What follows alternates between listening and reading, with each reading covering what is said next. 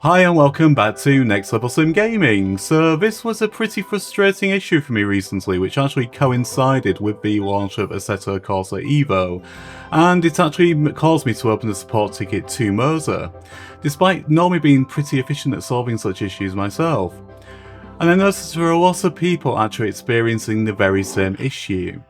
Now, this was incredibly frustrating because it meant that my Moza R5 and CM Dash were both stuck on the truck profile, having previously been playing ATS.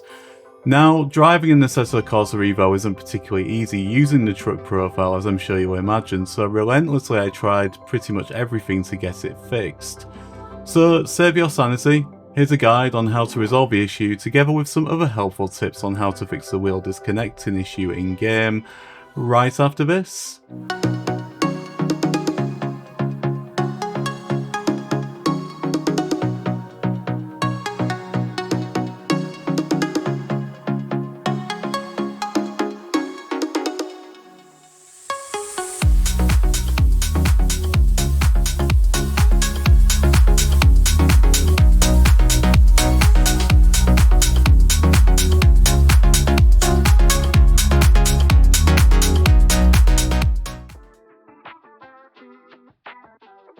So hi and welcome back. So in this video I'm going to be showing you how to resolve the issue whereas Moza Pit House will not open. Now it's a bit of a random issue and it only actually started occurring after I just acquired the new Assetto Corsa Evo and tried to change the profile on my Moza wheel. Now upon double clicking on the Moza Pit House software icon, as you can see here, essentially what happens is just that, nothing. So it sent me down a bit of a rabbit hole with regards to trying to figure out exactly what the issue was. Of course, I tried a traditional uninstall, add and remove programs, tried to uninstall and then try and remove all associated folders that were left behind, and even then went to contact Moza support myself, and obviously Moza support are obviously incredibly busy with various things. Unfortunately I didn't receive a response back, but I have found a resolution to it and it resolved the issue, and hopefully it will help many others who are encountering the same problem as well. Whilst we're in the context of the same video, what I'll also show you as well is another frustrating issue that occurs with the Moza Wheel Bases, whereas the wheelbase will actually disconnect during game. Now this is something that's actually also a widespread problem, and it's also something that is fairly simple to actually resolve. What I'm also going to be showing you in this video is actually an application that's called Bulk Crap Uninstaller. Now I have used this previously with issues with Corsair IQ, and it's an incredibly handy and free application to have on your PC, completely safe and very high rated, so don't worry, it's nothing that's going to cause you any problems. Obviously I wouldn't recommend it to you if it was, but it's something that really will help if you do experience any problems with any applications that become stuck. And what it actually does is it actually uninstalls the program as it would traditionally, but it also removes any registry entries that are also associated with a program, which otherwise would be pretty much impossible for you to look and remove physically or manually. So let's go ahead and I'll show you how to acquire the Bulk Crap Uninstaller program and how it works, and then we'll get you back into the cockpit once again. So the application that we're going to be using is known as Bulk Crap Uninstaller. Now this is a freeware application, and feel free to obviously add a donation to the author, as you can see here. It's available from two well-known safe downloadable sites just at the top here. I download personally from SourceForge. If we click on SourceForge to actually obtain the program, you can see obviously here it's incredibly highly rated, and it's as simple as simply clicking on the download link, and then basically the application will then download. So once you have the application installed, on the desktop here you have the icon for Bulk Crap Uninstall. Now double clicking on that will then launch the program. It takes a few moments to scan your system, so you can see I've already pre-scanned the system here just to demonstrate it to you. It's an incredibly handy application to have on your system, and how I first became aware of this was issues with Corsair IQ. The issues that I had on that particular instance were that Corsair IQ wasn't updating. It said an update was available, it installed the update, but it simply wasn't updating the actual application itself, and that then became problematic. Now what this does is it will uninstall a program in a traditional manner, as you would normally do through the Add and Remove Programs tab, the normal method of uninstalling a program. That unfortunately isn't sufficient in certain circumstances if there are registry entries left over, and I believe that the issue that is occurring with this particular application as per Corsair IQ is that there were leftover registry entries, and that was causing a problem when we came to then reinstall it. Now, Moza support do actually provide an offline installer. That offline installer is actually the first ever Moza application that was launched, and with that comes a myriad of problems. You unfortunately cannot update that. If you do try to update that, then it simply just becomes in a state where it will not launch back to the original problem again.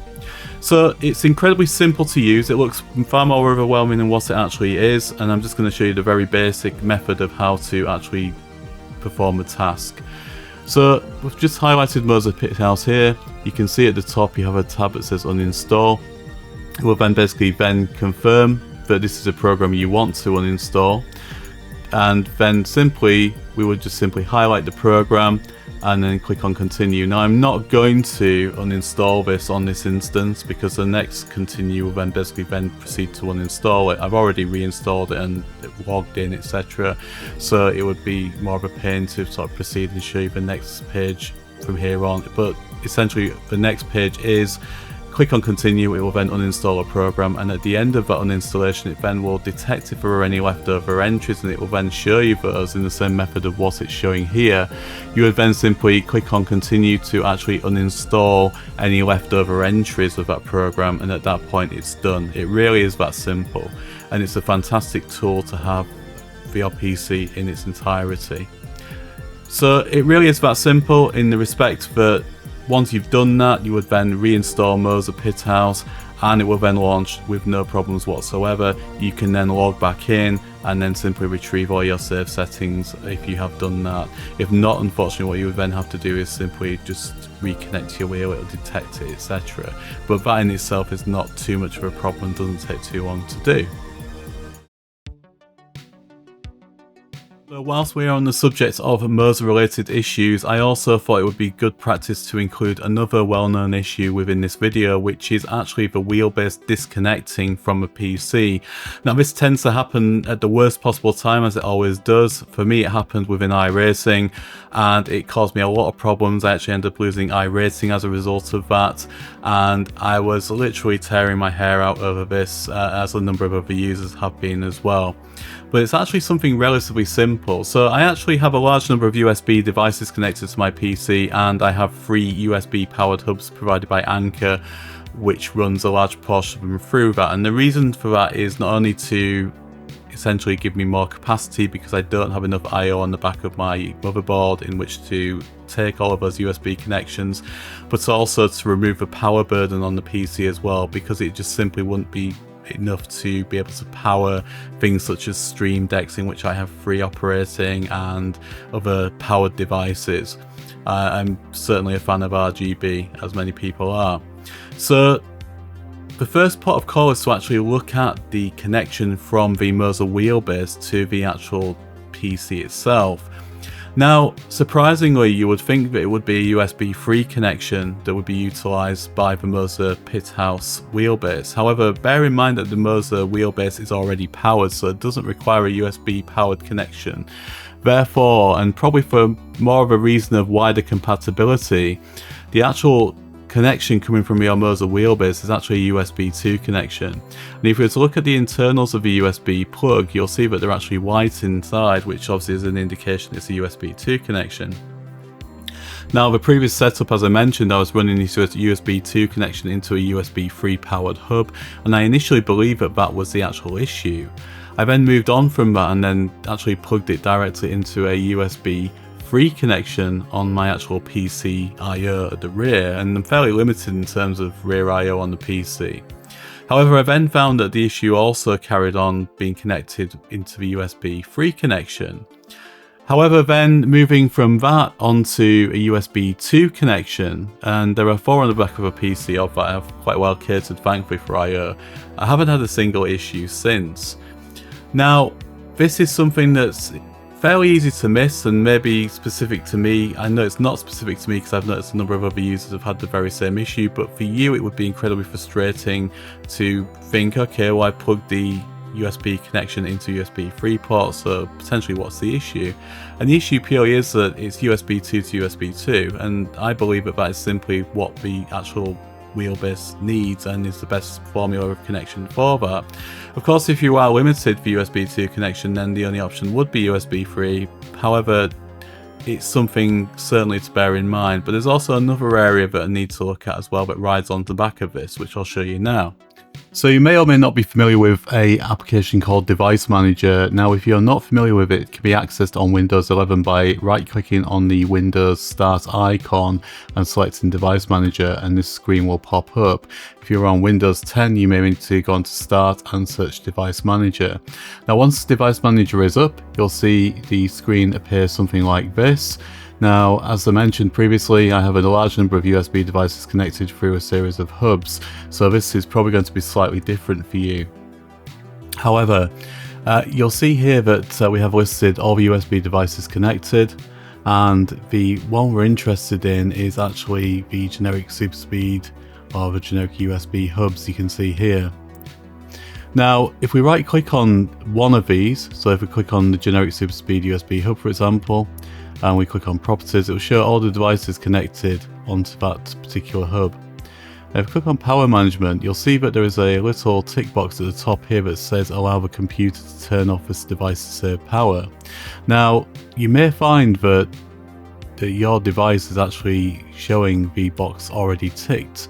All you need to do is simply untick the box and click OK. Now, you're going to have to repeat this for every single device connected just to check all of them. If your PC is on a high performance power plan, which we would assume it is as a gamer, then basically all of these should essentially be on a high power mode, but that's not always the case. So simply just go through all of them. You're not going to have as many as me, probably. As mentioned, I have quite a lot of USB devices connected.